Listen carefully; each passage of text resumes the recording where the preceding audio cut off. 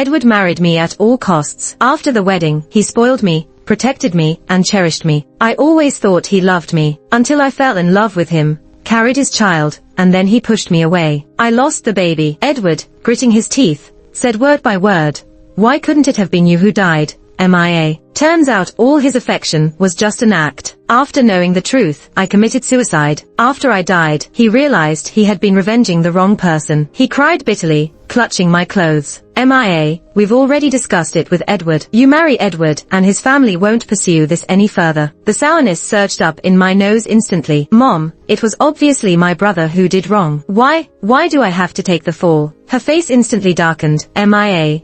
Are you trying to force your brother into jail? Don't forget, you're a Smith. Your upbringing, your food, your clothes, all came from me and your dad. Without us, you would still be the high and mighty the Smith's daughter. But Mom, I never felt looked up to because I'm a Smith. They all laughed at me behind my back. Even though we're twins, you had the doctor take me out first. You made me the older sister and Charles the younger brother. And that label of being the older sister has been the chain making me compromise all the time. When Charles took my toys, you said as the older sister, I should let him have them. When Charles wanted me to play chess with him, I didn't want to, but you insisted I play with him. When Charles wanted to ride on my back, I didn't want to. You said I was so stingy, not letting my brother ride for a bit, to make you and Dad like me just a bit more.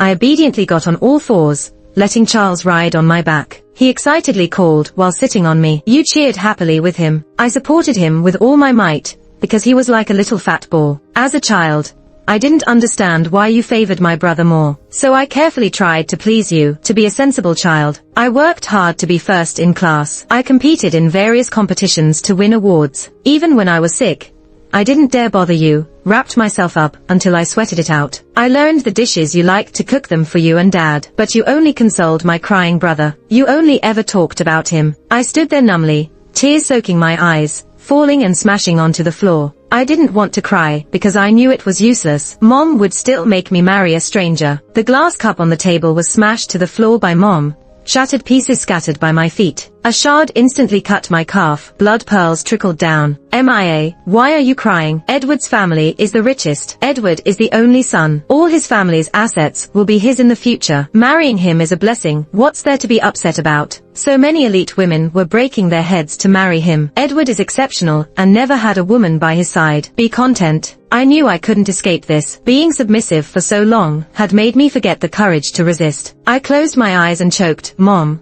I'll marry him, fine. Mom walked over to pat my shoulder, gently. I knew you were a good child. She forgot her earlier outburst. Is your leg hurting? She yelled upstairs. Linda, bring the first aid kit for MIA. I thought she didn't see it, but she had been aware my leg was bleeding, waiting for me to bow my head. When I did, giving in, she offered a bit of her concern. My brother was their whole world. Charles sought revenge and had many people beat Edward up. Only then did he realize he beat the wrong person. But Edward wouldn't let it slide. He declared he'd keep him imprisoned forever. Being their only hope, my parents fought to protect him. I didn't understand why Edward's family wanted to marry me. He didn't lack suitors. If he wanted, girls would flock to him. Edward's family issued a letter of forgiveness. Charles got a year's sentence, suspended for a year. He got out. We all went to pick him up. He walked out, grinning like a hooligan. MIA, you should thank me. Without me, how could you enter Edward's house? I snapped. If you like Edward so much, why don't you marry him? MIA, what are you saying? Your brother can't marry Edward. Mom, what if Edward likes men? Mom slapped my back. What nonsense are you talking? Your brother has to marry and give me grandchildren. Charles looked at me smugly. I turned to look out the window, not arguing anymore. Graduating soon. I didn't know why Mom asked that. I nodded. She said, since you're marrying into Edward's family, don't look for a job. Be a good wife and have a boy for their family. Then your status will be secure. I disagreed. Mom, I love my major. I want to teach. Teaching? How much can you earn as a teacher? Your task is to give birth to Edward's kids. I stopped talking. No matter what, I still wanted to work. I didn't want to be a woman waiting for her husband's return every day. Your dad's already set it up. The families will meet the day after tomorrow and finalize everything. I rolled down all the car windows. When the wind hit my face, I felt a little bit of freedom. MIA, I'm freezing. Close the windows, Charles shouted. MIA, don't let your brother catch a cold. Roll the windows back up. On the morning of the meeting, my mom took out a high-end dress and a diamond necklace. Funny thing is, Though our family's not as well off as Edward's, we're still considered upper class. But I've always worn clothes that cost a few $100, while my brother gets custom-made outfits. So, no one wanted to hang out with this neglected rich girl. MIA, this is a necklace your dad bought for you at an auction. It's worth a few million. Try it on. Mom, that's not necessary. If Edward doesn't like me, does that mean I don't have to marry him? Silly girl, what are you talking about? Today's a big deal. You have to look nice. But why was it that on my 18th birthday, I just wore whatever? I held my tongue. When we arrived at the restaurant, we saw Edward waiting by the roadside. Knowing I'd marry this guy, I searched him online. Edward graduated from MIT at 23, took over his family's business as GM, and by 25, he became CEO, doubling the company's stock in just 2 years. He's the richest man around, and apparently kept clean, never had a girlfriend. Such an outstanding guy must have someone he loves, right? He politely opened the passenger door for my mom. Uncle, aunt, nice to meet you. My mom's smile didn't fade after seeing him.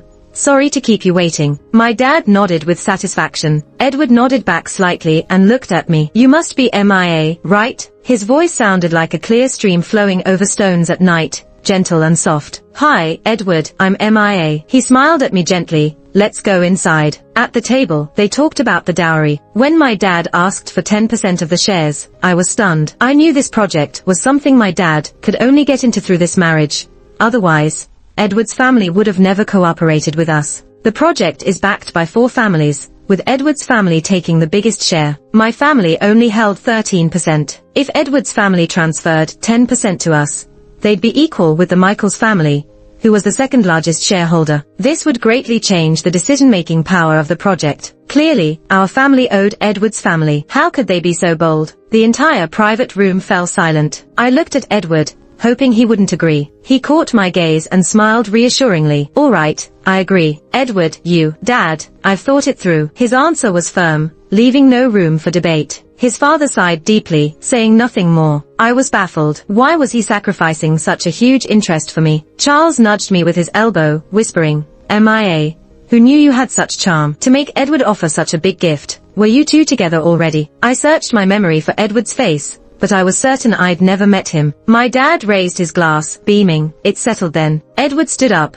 clinked his glass against Dad's, and downed his drink. A month later, the wedding arrived as planned. The wedding was very low-key, with only relatives from both families attending. I didn't invite my best friend. I refused my dad's escort. I walked alone in my wedding dress towards Edward. He stood in the middle of the stage, looking at me with gentle eyes. At that moment, I had an illusion. It felt like I was marrying someone who truly loved me. Like this wasn't just a cold, interest-based marriage. That night, I waited in the bridal chamber for Edward. I heard footsteps approaching. The door opened, and Edward's fair face was tinged with a faint redness. His eyes looked dazed. His steps were unsteady. I went to support him. His body weight leaned on me suddenly. We fell onto the bed. He called out hoarsely, MIA, MIA. His warm breath on my neck made me shiver. His weight on me made it hard to breathe.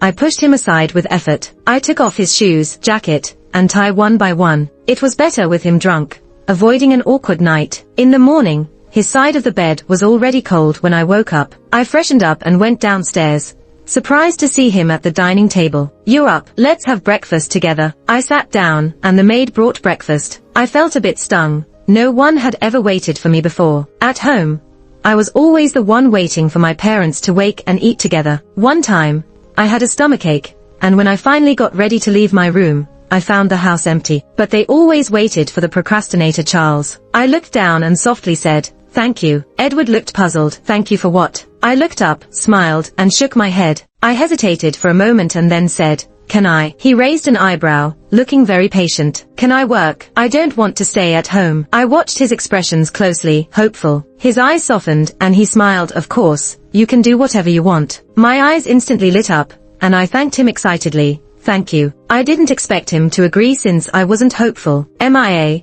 I'm your husband. No need to be polite. You can rely on me. He looked very serious, and my heart skipped a beat. Rely on you? Okay, I replied. I passed the interview and started teaching at a local elementary school. I followed my heart and shared this moment of joy with Edward. He replied instantly, MIA, you're amazing. I laughed to myself while holding my phone. When I got first place in an exam before, I rushed to show my mom. She just said indifferently, Got it, help your brother more if you have time. But Edward would praise me. MIA, someone called out, and I turned to see John. I nodded. Why are you here? He looked happy. I felt a bit worried. John had pursued me in college, but I turned him down. He still pestered me for a long time. Maybe because my first impression of him wasn't good. He would message me often even when he had a girlfriend. Not long after, I heard he broke up with his girlfriend. Then he started pursuing me aggressively, and some people thought I was the reason for their breakup. I never agreed to be with him, and the rumors gradually died down. I came to check the interview results and look around. He asked, "How did it go? Did you pass?" I nodded,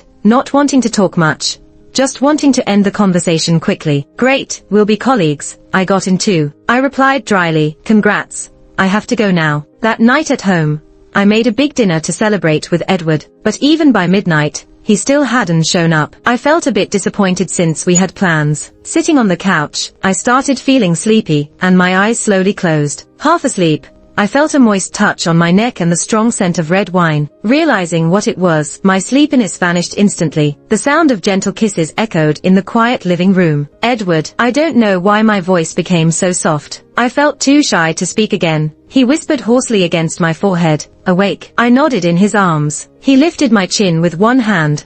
Our eyes met, and I could hear our breathing. His other hand gently caressed my lips. The dim floor lamp's light fell randomly over us. His deep gaze intertwined with mine, making me unable to move. Is that okay, MIA? I nodded instinctively. The next moment, our heated bodies pressed together. I fell into this blurry, moonlit night. The relationship between Edward and me quietly changed. Every morning, he would personally drive me to school before going to work. In the afternoon, even if he wasn't off work yet, he'd send a driver to pick me up. I could take the subway myself, but I enjoyed his care. After class, I was eager to get home, but got stopped by John. MIA, where do you live? I can give you a ride. No, thanks. I politely declined. John acted like he didn't hear, continuing, I'm a great driver. I suddenly stopped, seeing a familiar figure at the school gate. In a flash, I ran toward him once I confirmed. Edward, what are you doing here? I tried to suppress my joy, not wanting him to notice. He touched my hair lightly. Came to pick you up. We're going to a party. The brightly lit hall, the laughing faces, made me feel breathless. I hadn't been to such a party in a very long time. Noticing, he gently caressed the back of my hand. He said, don't be scared. My anxious heart calmed immediately. Edward, a man approached and started talking with Edward. He said to me, go get something to eat. I'll find you later. Edward is really considerate of his wife, the man said with a smile. My heart felt sweet like cotton candy. I picked up a piece of cake at the buffet when a female voice sounded behind me. Are you MIA? I turned to see 3 girls looking me up and down with disdain. Before I could speak, they mocked. Not that pretty. How did you seduce Edward into marrying you? I didn't want to cause a scene and trouble Edward, so I turned to leave. They grabbed my arm, not letting me go. Where are you going? Answer us. A passing waiter carrying champagne was pushed by one of the girls. Wine spilled all over my dress. Their laughter attracted everyone's attention. I lowered my eyes and nervously picked at my nails. Suddenly, I was pulled into a familiar embrace. Edward wrapped me protectively in his arms. In a stern voice, he demanded, apologize to my wife. Their laughter stopped immediately. Don't want to work with me anymore. Their faces turned pale, and they quickly bowed and apologized to me. Sorry, MIA. Get lost, Edward said coldly. This was the first time I'd seen Edward angry. He's usually gentle, but keeps a bit of distance from others. I looked up at him. Edward, thank you. For the first time in my life, someone stood up for me so firmly. Whenever I had conflicts, my parents always made me apologize, right or wrong. Edward held me tightly. It's okay. I'll always protect you. My eyes blurred, and a tear fell on his shoulder and disappeared. I knew clearly, I had fallen for him. Work was almost over when a message announced that the teachers would dine out tomorrow for Teachers' Day. I didn't want to go, but I couldn't avoid necessary socializing. The location was a 5-star hotel, which was quite extravagant. Not wanting to go with everyone, I went alone, lagging behind. Pushing open the door to the private room, I froze. It was set up like a proposal scene. I thought I'd entered the wrong room and was about to leave. Then I heard a colleague call out, MIA, come in. I took a few steps and saw the whole setup. Pink balloons, petals, and everyone's eyes on me. I had a bad feeling, and sure enough, the next second John was on one knee with a bouquet. Before he could speak, I bowed and said, sorry, then ran out. My dislike for John reached its peak. I couldn't understand how someone could be so thick-skinned. The next day, colleagues gave me strange, hesitant looks. I figured it was because of the drama last night. A few days later, the principal summoned me to his office. He got straight to the point. MIA. There's a rumor going around the school that you're being kept. Do you have anything to say about it? Kept? I frowned, bewildered at how such a baseless rumor started. My record said I was married. He paused, then continued. John says he saw you get into $1 million car, and others say they often see luxury cars picking you up at school. Isn't it possible those are my cars? Although they were Edward's, I added silently. He thought for a moment. Go back for now, we'll look into this. I nodded and went straight to John's office. John, did you spread the rumor that I'm being kept? My gut told me it was him, knowing his character. He tossed his pen on the desk, crossed his arms, and said with a mocking expression, isn't it true? MIA, you couldn't even afford to join parties in college, and now you're riding in luxury cars. I threw my book at him, shouting, are you insane? John, I didn't join, because I didn't want to, and those are my own cars. None of your business. Your cars. MIA, you got into Edward, the richest man's, car. He pointed around the office. Ask them. I'm not the only one who saw you get out of a luxury car. The pointed-at colleagues averted their eyes and pretended not to hear. Then he shoved his phone in my face with a news article. Look at this. The headline read, Beautiful school teacher allegedly kept by Edward, the richest man. There were pictures too. I didn't realize it had blown up in the news. John, don't you think I should inform you if I got married? He sneered. MIA, you dreaming much? You imagine you married Edward? A weak voice came from a corner of the office. Edward made a statement. That's his wife. They even showed the marriage certificate. John's smile disappeared.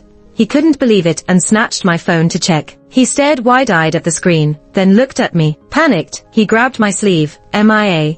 I swear I didn't spread that rumor. I shook off his dirty hands. Don't touch me. You brought this on yourself. John collapsed in his seat, eyes vacant. Later, he resigned voluntarily, knowing Edward's influence behind the scenes. My appetite waned, and I felt constantly drowsy. I bought some pregnancy tests. Just as I suspected, it was positive. I gently touched my belly and swore I'd be a fair parent. I hid the test stick in a box. Tomorrow was Edward's birthday, and I wanted to give it to him as a gift. Edward came home early that day. I wanted to run to him, but remembered the baby and walked quickly instead. Edward, you're back. He kissed my forehead. I'm back. I grabbed his hand. Come. I have a gift for you. I was eager for him to know I was pregnant, that we had a child. Edward would definitely be happy. I handed him the gift box. Here, look. My expectant eyes made him smile. Let me see what MIA got me. As he lifted the lid, the smile froze on his face. His hand holding the box trembled. I thought he was just too happy, so I hugged him. He put his hand on my belly and said happily, Edward, we're having a baby. He mumbled, how could you be pregnant? We were careful every time. Suddenly, he went crazy,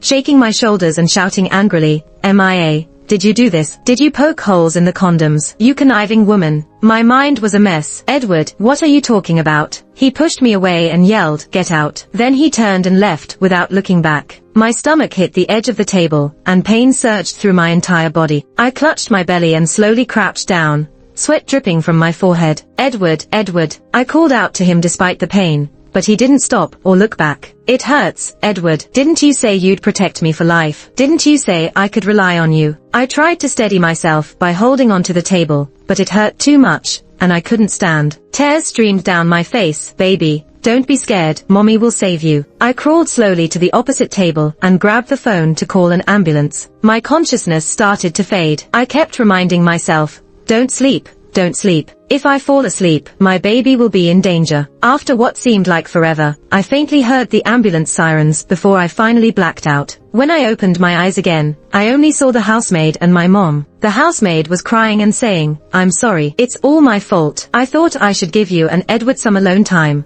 so I went to the garden. It's all my fault. I opened my mouth to ask about the baby, but my throat burned, making it hard to speak. The housemaid leaned in and asked, what are you trying to say? I can't hear you. I pointed to my belly. The housemaid looked back at my mom. My mom touched my face and softly said, the baby is gone, MIA. It's okay, you'll have more chances in the future. My body trembled uncontrollably. Tears soaked my eyelashes. What do you mean it's gone? What do you mean there are more chances? This baby will never be the same as before. I started to sob, reduced to whimpers by my sore throat. Stop crying. What good does crying do? Right now, you need to get well so you can have another baby for Edward, Mom said, impatience making her tone cold. Housemaid, stay with her in the hospital and take good care of her. I'm leaving now. Then I heard the door open and close. Eat something, dear. You need the nutrients to recover. I looked at the housemaid calmly. Where's Edward? She fumbled for words, unable to answer. I didn't ask again. 2 weeks later, I finally saw Edward. I stared at him, hoping to see some emotion, but nothing. He wore a khaki coat, his expression unchanged, as elegant as ever. And I was like a withered plant, dull and lifeless. Why are you doing this to me, Edward? I finally asked the question that had been suffocating my heart. What did I do wrong? He glanced at me and said,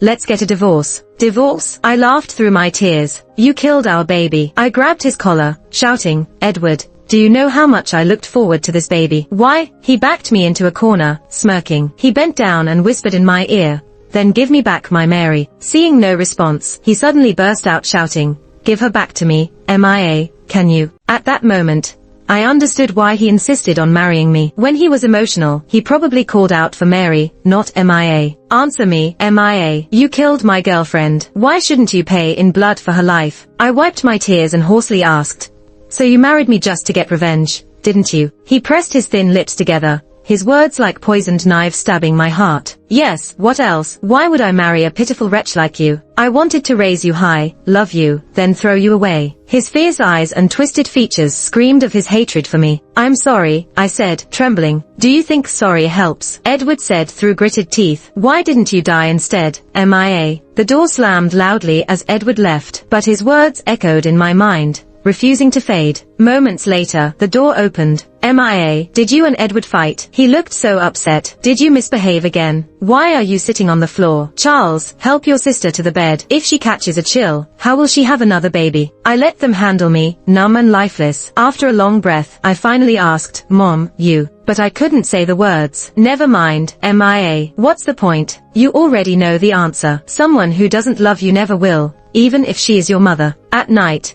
I leaned quietly against the window, gently stroking my belly. It's all Mommy's fault, I murmured. If someone must pay, it should be me, not you. You must have been so scared. Don't worry, Mommy will always be with you. I stepped into the bathtub and lay down, the water engulfing me like when I was pushed into the pond. Without hesitation, I picked up the blade I'd prepared. In the next second, bright red blood gushed out. I sank slowly against the tub until the water covered my head. The suffocating feeling swallowed my consciousness. But this time, no one would come to save me. Mary, I'm sorry. This was all that was left in my heart as I closed my eyes. After I died, my soul drifted around the hospital room. The first to find me was a young nurse. She screamed and collapsed to the ground in fright. My mom was the first to rush over. She hugged my corpse and cried so hard she couldn't breathe. My husband, Edward, arrived last. He stood there without a trace of sadness on his face. After he left, my soul couldn't help but follow behind him. He went to our wedding room and opened the door. The bloodstains on the floor shocked even me. Edward suddenly covered his eyes and started bawling. Edward, you can be sad too. This glaring blood is from our child. I watched Edward's tears with cold eyes. He was the one who owed me a blood debt. He's the one who drove me to death. Why would he be sad? Shouldn't Edward be happy? He finally avenged his loved one. He got drunk in the cellar,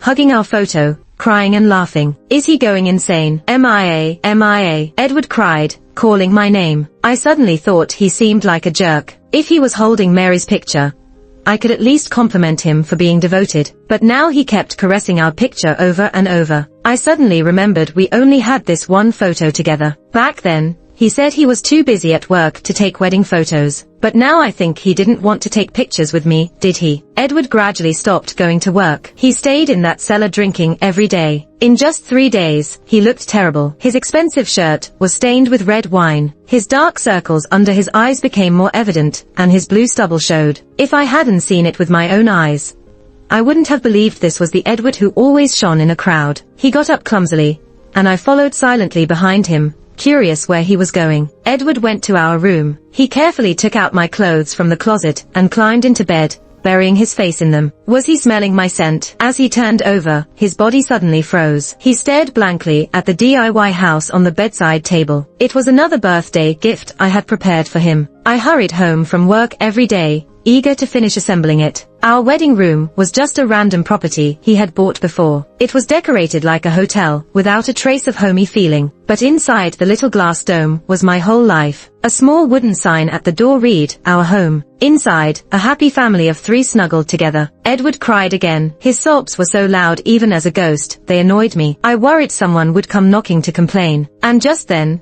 the doorbell really rang. Edward ignored it, still crying. But the person knocking didn't seem to want to leave. The sound grew louder. Suddenly, Charles's voice came from downstairs. "Edward, you scum. You caused my sister's death. During her hospitalization, you never cared for her once. It's your fault she died. You owe us. You owe us." I looked at Charles's distorted face downstairs and found it laughable. Charles also knew patients needed family support. But every day, I only got cold words from them. No one cared about my feelings. They only cared if I could still have children, whether I could give the Edwards family a child. Rage flamed in Edward's eyes like a tiger ready to burst. He strode downstairs. He opened the door and punched Charles without a word. They fought fiercely. Seeing them fight made me happy. Edward choked Charles and threw him to the ground, sneering, "Charles, don't think I don't know how you treated MIA." Charles wiped the blood from his forehead, eyebrows raised, and a thrilled smile on his face. "Edward, are you feeling sorry for her? You married her, pampered her,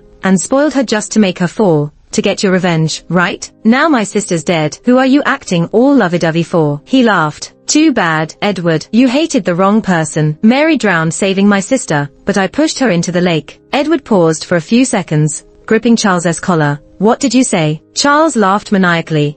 "I said you hated the wrong person. My sister didn't commit suicide, or accidentally fall in. I pushed her." Edward stood there, stunned. The color drained from his face, and then he collapsed to the ground, unable to recover. Only Charles's wild laugh echoed in the quiet courtyard. After some time, Edward suddenly straddled Charles. He choked Charles, throwing him down, and relentless punches landed on Charles's face. Edward's secretary and my mom tried to pull him off, but they couldn't. He was like possessed, mechanically beating Charles. Charles, bloody, lay on the ground, his face a mess. It wasn't long before security came, or Charles's life would have been over. Edward, devastated, returned inside. He stood by the blood-stained dining table. Suddenly, he lay where I had lain. He took something out of his pocket. Looking closely, I saw it was the razor blade I used in the bathroom. When did he take it? Realizing what he was about to do, I tried to snatch it from his hand, but I passed through his palm like air. Why should he die? I wanted him to live in pain forever. Only then would it be fair to my poor child. But I was powerless, watching as he cut his wrists. Blood flowed from his wrists to the floor, slowly mixing with the dried blood stains. A tear fell from the corner of his eye. He said softly, "MIA, I'm sorry. I'm coming." I cursed him 1,000 times in my heart. "Jerk. I don't want to see you at all." Mia's epilogue. "MIA, you finish cleaning the classroom. I'm leaving now," Charlie said and bolted out like a gust of wind. I was used to it. Ever since kindergarten, my parents had always made sure we were in the same class. They kept reminding me to take good care of my younger brother. I just wanted to break free from this chain, but I realized I was wrong. Charlie kept bothering me endlessly. "MIA, wash my lunchbox." "MIA, I'm thirsty, buy me a drink." "MIA, do my homework." If I refused, he'd use our parents to pressure me. Charlie's behavior was getting worse and worse. I never thought he would one day push me into the lake. "MIA, I dropped the watch Mom and Dad gave me for my birthday into the lake. Go get it for me." I couldn't swim, and he knew that. "I'm not going. If you want it, go get it yourself." As I turned to leave, he suddenly pushed me into the lake. I flailed helplessly in the water. The lake kept swallowing my head, filling my mouth, making it impossible to call for help. He stood at the shore, laughing. I gradually lost strength, sinking bit by bit. The lake surface became calm. When I woke up,